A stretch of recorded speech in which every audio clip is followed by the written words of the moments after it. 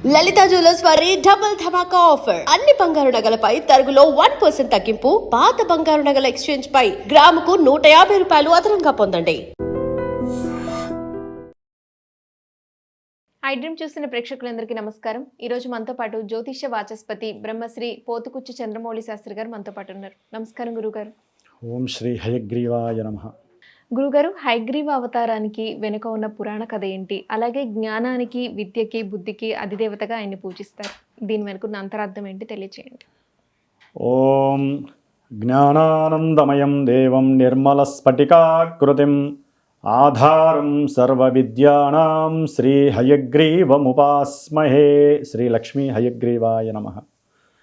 చాలా మంచి, అందరికీ ఉపయోగపడేటటువంటి ప్రశ్న. ముఖ్యంగా విద్యార్థులకి ఈయన యొక్క అనుగ్రహం ఉంటే విద్యార్థులు ఊర్ధ్వస్థితిని చేరుకుంటారని మన యొక్క శాస్త్రాలు చెప్తున్నాయి. హయగ్రీవుడు అంటే, హయ అంటే గుర్రము యొక్క తల, గ్రీవం అంటే మెడ. అసలు మరి హయగ్రీవుడు గుర్రం ఏమిటి?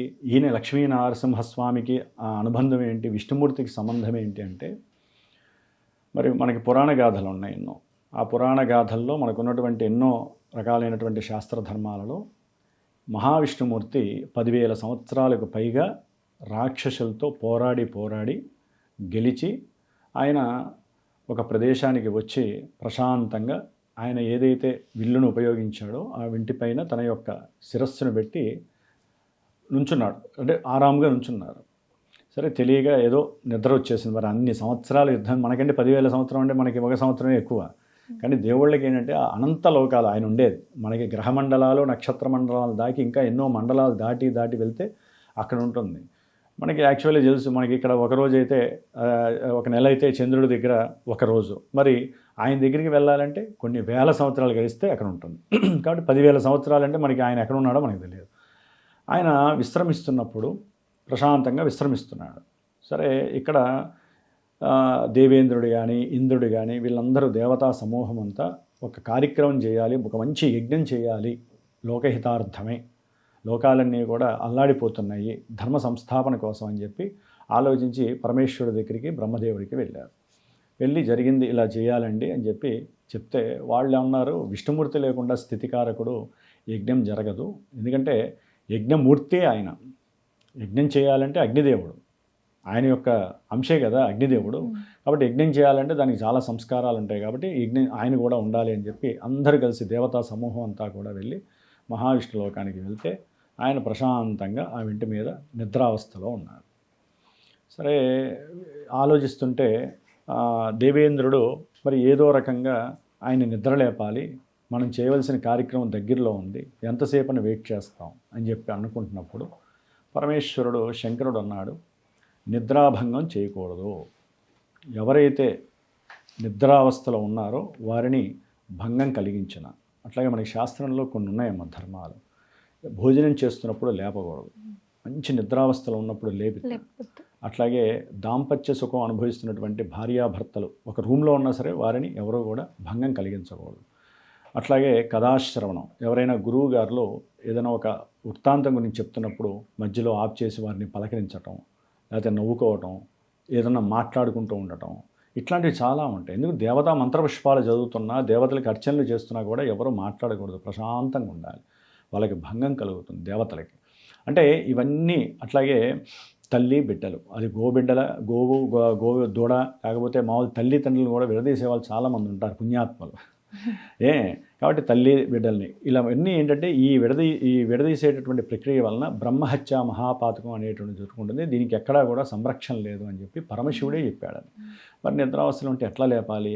మరి ఆయన ఎన్నో వేల సంవత్సరాలు పడుకుంటే వేల పరిస్థితి ఏంటి? అంటే ఈ బ్రహ్మహత్య మహాపాతకం అనేది ఇప్పుడు మీరు చెప్పినవన్నీ అవన్నీ ఆ విధంగా భంగం కలిగిస్తే మటుకు తప్పదు అని చెప్పి శంకరుడే చెప్పాడు. పురాణాలు చెబితేనే కదా మనకి తెలిసేది. అది యాక్చువల్లీ అంతేనమ్మా. మరి అలాంటిది బ్రహ్మదేవుడు అన్నాడు, ఒక వంబ్రి అని చెప్పి చెదపురుగుని సృష్టించేసి ఆ చెదపురుగుని వెళ్ళి విష్ణుమూర్తిని నిద్రలేమని చెప్పారు. ఏ విధంగా అంటే కింద చెక్కతో చేసింది కదా, దాన్ని కొరికేసి ఆయనే నిద్రలేస్తారు. కొంచెం ఒరుగుతుంది కాబట్టి నిద్రలేస్తారు. వీళ్ళకి కూడా అంత సూక్ష్మజ్ఞానం కలగలేదు. సరే, ఆ వంబ్రి అంది, మరి లెక్క ప్రకారం నిద్రాభంగం చేయటం లేదా ఇలాంటివి చేయడం ద్వారా మహాపాతకం కదా, మరి ఇలా చేస్తే నాకు దోషం తగులుతుంది, సరే నేను అయినా కూడా చేస్తాను, మరి నాకు కలిగేటటువంటి ఫలితం ఏంటి?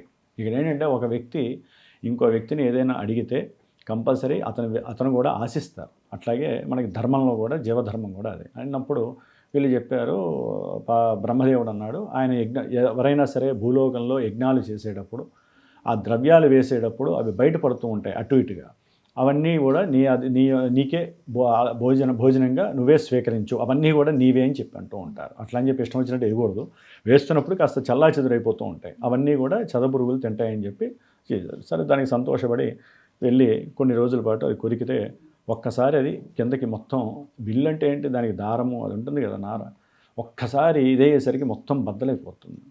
మరి ఆయన బరువంతా దాని మీదే పెట్టాడు గడ్డం పైన. ఇక్కడ పెట్టినప్పుడు ఏమవుతుందంటే ఆ యొక్క వింటి వెంటనే కట్ చేసి వస్తుంది, ఆయన శిరస్సుని కట్ చేస్తాం. ఆ శిరస్సు ఎక్కడ పడుతుందో ఎవరికి తెలియదు, ఆకాశము అన్నీ దద్దరిల్లిపోతున్నాయి, ఏం జరుగుతుందో తెలియట్లేదు. విష్ణుమూర్తి అంత వాడి తల ఇదైపోయినప్పుడు దానికి కారణం ఎవరిప్పుడు? దేవత యొక్క సమూహము. అక్కడ బ్రహ్మదేవుడు ఉన్నాడు, పరమేశ్వరుడు ఉన్నాడు. ఇదేమిట్రా నాయన ఇట్లా జరిగిపోయింది, మనం ఏదో అనుకుంటే ఆయన నిద్రలేపుదాం అనుకుంటే ఆయనకి ఇట్లా జరిగింది ఏంటి అని చెప్పి అందరూ కూడా వెళ్ళి, ఇంకెవరు ఉంటారు నెక్స్ట్? అమ్మే కదా, లలితమ్మ అనుకోండి, రాజరాజేశ్వరి అమ్మ దగ్గరికి వెళ్ళారు, భువనేశ్వరి అమ్మ దగ్గరికి వెళ్ళారు. అమ్మ ఇట్లా జరిగింది, ఇది వృత్తాంతము, ఏం చేయాలో మాకు పాలు పోయట్లేదు, మరి విష్ణుమూర్తి లేకపోతే స్థితి ఎట్లా నడుస్తుంది, భూమి ఎట్లా తిరుగుతుంది, భూమి లోపల లేకపోతే మీ గ్రహాలు ఎట్లా తిరుగుతాయి, అది ఇది అన్నప్పుడు ఆవిడ హయగ్రీవ అనేటటువంటి రాక్షసుని పతనం జరుగుతుంది, ఆయన యొక్క శిరస్సుని ఇక్కడ ఆయనకి ధరింపజేయండి అని చెప్పి చెప్తుంది. ఆ విధంగా తీసుకొచ్చారు, ఆయనకి పెడితే ఆయన హయగ్రీవుడు అవుతాడు, ఆయన శిరస్సుని అధికిస్తారు. మనకి గణపతి ఎట్లా అవతారం ఉందో ఈయన అవతారం కూడా అంతే అన్నమాట. అంటే ఇక్కడ కూడా హయగ్రీవ అనేటటువంటి రాక్షసుడి యొక్క వృత్తాంతం కూడా ఉంటుందమ్మా. ఆయన ఏంటంటే అమ్మవారితో యుద్ధం చేసినప్పుడు నాకు లెక్క ప్రకారము హయగ్రీవుడు అనేటటువంటి దేవతా స్వరూపం, అంటే నా యొక్క ముఖ శిరస్సు ఉన్నటువంటి దేవతా స్వరూపం ద్వారానే నాకు మరణం కలగాలి, మృత్యువు కలగాలి అని చెప్పి అడుగుతాడనమాట. ఆ ఉద్దేశంతో ఆయన యొక్క శిరస్సుని బంధించడానికి ఈయనకి గుర్రం యొక్క తలకాయని పెడతారు. ఆ విధంగా హయగ్రీవుడు అనేటటువంటి వృత్తాంతం జననం కలిగింది. ఆ జరిగిందే శ్రావణ పౌర్ణమి రోజున, శ్రావణ పౌర్ణమి ఆ రోజునే హయగ్రీవ జయంతి జరుపుకుంటారు. ఇది మీరు అన్నట్టుగా ముఖ్యంగా జ్ఞానానికి అధిపతిగా భావిస్తారు. మన ఒక మనిషి వృద్ధిలోకి రావాలంటే విద్య ప్రధానం కదమ్మా. అది ఏ రకమైన విద్య కావచ్చు. ఇప్పుడు మేము ఉన్నాము, మా శాస్త్ర విద్య మాది, అది ఆస్ట్రాలజీయా లేకపోతే వాస్తా లేకపోతే ఏదైనా మంత్రభాగమా, ఇవన్నీ కూడా విద్యలతో పని. కొంతమంది ఉంటారు డాక్టర్లు చదువుతారు, కొంతమంది ఇంజనీర్లు చదువుతారు, కొంతమంది రకరకాల చిత్రసీమ కావచ్చు, లేకపోతే డ్యాన్సింగ్ వ్యవస్థ కావచ్చు, ఏదైనా కావచ్చు, వాయిద్యాలు కావచ్చు, ప్రతిదీ విద్య. ఈ విద్యలన్నీ కూడా సక్రమంగా రావాలన్నా బుద్ధి జ్ఞానము ఈ రెండు కూడా మిక్స్ అయి ఉండాలి. వీటికే హయగ్రీవుడి యొక్క ఆరాధన చేయాలన్నమాట. కాబట్టి ఎవరి జాతకాల్లోనైనా సరే 4వ స్థానం బాలేకపోయినా 11వ స్థానం బాలేకపోయినా బుధుడు కానీ గురుడు కానీ నీచ వ్యవస్థలో ఉన్న వాళ్ళిద్దరూ సరిగ్గా పాపగ్రహాలతో కలిసి ఉండే వాళ్ళు సరిగ్గా లేకపోయినా విద్యలో ముందుకు వెళ్ళాలి అనుకొని కొంతమంది చార్టెడ్ అకౌంట్స్ ఉంటారు, అవునా? వాళ్ళు కొంతమంది ఒకసారి రాయంగానే వెంటనే పాస్ అయిపోతారు. అన్ని సబ్జెక్ట్స్ కూడా 2-3 ఏళ్ళు అయిపోయిన వాళ్ళు ఉంటారు. కొంతమంది 20 ఏళ్ళు బట్టి రాస్తూనే ఉంటారు, chartered accounts car, IAS prepare అవుతారు. ఈ లోపల వాళ్ళ 35 ఏళ్ళు దాటిపోతే వాళ్ళది అయిపోతుంది. అదేదో డిఎస్సి పరీక్షలు రాస్తారు, అంటే గవర్నమెంట్ జాబ్స్కి కూడా ఎంతో ప్రిపరేషన్ అవుతారు. నాలెడ్జ్ ఉంటుంది కానీ వెళ్ళలేరు. అంటే సరైనటువంటి సమయంలో వ్రాత పరీక్ష విషయంలో కానీ మౌఖికంగా ఎవరైనా ఇంటర్వ్యూ చేసినప్పుడు వీళ్ళకి నాలెడ్జ్ ఉన్నా కొంతమంది మాట్లాడలేరు. ఇప్పుడు అవతల వ్యక్తుల్ని గెలుచుకోవాలంటే ఏం చేయాలమ్మా? మార్కులు వేరు, వ్రాత పరీక్ష రాయడం ద్వారా వచ్చే మార్కులు వేరు. కమ్యూనికేషన్ అనేది మౌఖికంగా జరుగుతుంది, దాన్ని మనం ఇంటర్వ్యూలు అవి ఇవి అంటాం కదా. మరి ఆ విషయంలో ఎవరైనా సరే ఇబ్బందులు పడుతున్నా, ఈ విద్యని నేను సాధించాలి అనుకున్నప్పుడు ఇంట్లో ఆర్థిక పరిస్థితులు బాగాలేకపోయినా సరే ఈయన యొక్క అనుగ్రహం ఉంది అంటే వాళ్ళు ఎట్టి పరిస్థితుల్లో ఈ సంవత్సరం కనుక ఈయనకి సరైన ఆరాధన చేశారనుకోండి. ఆ స్వామి అనుగ్రహం కావాలంటే ఏం చేయాలి గురుగారు? ఏం లేదమ్మా, ఇందాక నేను మొట్టమొదట స్తోత్రం చెప్పాను కదా, జ్ఞానానందమయం దేవం నిర్మల స్ఫటికాకృతిం ఆధారం సర్వ విద్యానాం శ్రీ హయగ్రీవం ఉపాస్మహే, అన్ని విద్యలు నాకు ప్రసాదించమని అడగటం.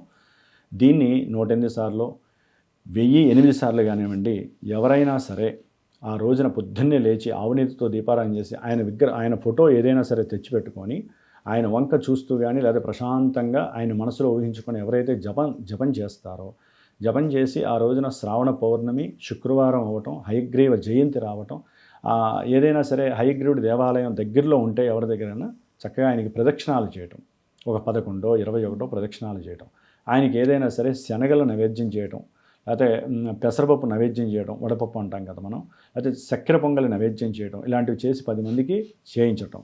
ముఖ్యంగా ఆవునేతితో దీపారాధన చేయటం, ఆవునేతితో దీపారాధన చేసి ఒక 6 ఒత్తులు వేసి దీపారాధన చేసి ఈ యొక్క జపాన్ని ఆచరించడం ఉన్నతమైనటువంటి విశేషత్వం. ఇప్పుడు కొంతమంది ఉన్నారమ్మా, ఇవన్నీ కుదరకపోవచ్చు. దీనికన్నా విశిష్టత ఏంటంటే, నా యొక్క పీఠంలో ఆ రోజున పౌర్ణమి చండీ హోమంతో పాటుగా హయగ్రీవుడి యొక్క హోమం చేస్తున్నాను. అంటే మూలమంత్రం ఉంటుంది ఆయన. నేను చెప్పింది శ్లోకం వేరు, మూలమంత్రాలు వేరుంటాయి. ఆ మూలమంత్రంతో ఎవరికి ఏ విధంగా, అది బిజినెస్ పరంగానా లేకపోతే ఎవరికైనా సరే విద్య పరంగానా ఏదైతే కావాలో ఆ సంకల్పయుక్తంగా నేను చెప్పి చేస్తూ ఉంటాను. కాబట్టి ఈ 28వ తేదీన పౌర్ణమి రోజున చండీ హోమంతో పాటుగా హయగ్రీవ హోమం అనేటటువంటి జరుగుతుంది. ఆ యొక్క హోమంతో పాటుగా గాయత్రీదేవి జయంతి కూడా అదే రోజు ఉంది కాబట్టి ఆ అమ్మవారి యొక్క హోమం కూడా చేస్తున్నాను. కాబట్టి ఎవరైనా సరే ఇలా మాకు అనుకున్నది జరగట్లేదు, విద్యపరంగా ముందుకు వెళ్ళలేకపోతున్నాం, జ్ఞానం ఉంటేనే కదా వ్యాపారం ముందుకు వచ్చేది, ఆకర్షణ అంటారు కదమ్మా, ఆ ఆకర్షించేటటువంటి తత్వం కూడా హయగ్రీవుడికే ఉంటుంది. అంటే ఆయన యొక్క ముఖము ఏ విధంగా ఉన్నా దాంట్లోనే అష్టైశ్వర్యాలు కలబోస్తుంటాయి. లక్ష్మీ హయగ్రీవుడు అని కూడా అంటూ ఉంటారు. కాబట్టి ఈ యొక్క మూలమంత్రంతో విశేషంగా చేసేటటువంటి హోమం ఉంటుంది. ఎవరైనా కావాలంటే నన్ను సంప్రదించవచ్చు. కానీ వీళ్ళు మాత్రము ఆ స్వామివారి యొక్క దర్శనాన్ని చక్కగా చూడటం, లేదా మనకి ఇవి ఉంటాయి చూసారా, గుర్రాలకి వెళ్ళి ఏదైనా సరే వాటికి అవి తినేటటువంటి ఆహార పదార్థాలను ఇవ్వటం, లేకపోతే గుర్రం యొక్క అవి సంచరించినటువంటి ప్రదేశంలో ఉన్నటువంటి మట్టిని తీసుకొని చక్కగా నామంలా పెట్టుకోవటం, ఆ మట్టిని తీసుకొని ఇంట్లో పెట్టి రోజు కూడా ఆయన యొక్క మంత్రం చెప్పుకుంటూ ఇక్కడ కనుక పూసుకున్నారే అనుకోండి, గుర్రానికి ఎంత ఫాస్ట్గా పరిగెత్తే తత్వం ఉంటుంది. మనకి కార్లైనా లేకపోతే రైళ్ళైనా బస్సులైనా ఏమంటారమ్మా, హార్స్ పవర్ అంటారు. హార్స్ పవర్ అంటే ఏంటి? సాక్షాత్తు హయగ్రీవుడి యొక్క అనుగ్రహం ఉన్నటువంటిదే గుర్రాలు. కాబట్టి ఎవరైతే కనుక పెట్టుకొని హయగ్రీవ మంత్రాన్ని చదువుకుంటారో వాళ్ళకి కంపల్సరీ వాళ్ళు అనుకున్నది జరిగిపోవడానికి జ్ఞానాన్ని ప్రసాదించేవాడే హయగ్రీవుడు. హయగ్రీవ అవతారం వెనుకున్న ఆధ్యాత్మిక కథను, అలాగే హయగ్రీవ జయంతి రోజు మనం ఏ విధమైన విధానాలు నియమాలు పాటించాలో, అలాగే హయగ్రీవుని ఏ విధంగా ఆరాధిస్తే మనకు అనుగ్రహం కలుగుతుందనే చక్కగా వివరించారు. ధన్యవాదాలు గురుగారు. ఓం శ్రీ హయగ్రీవాయ నమః.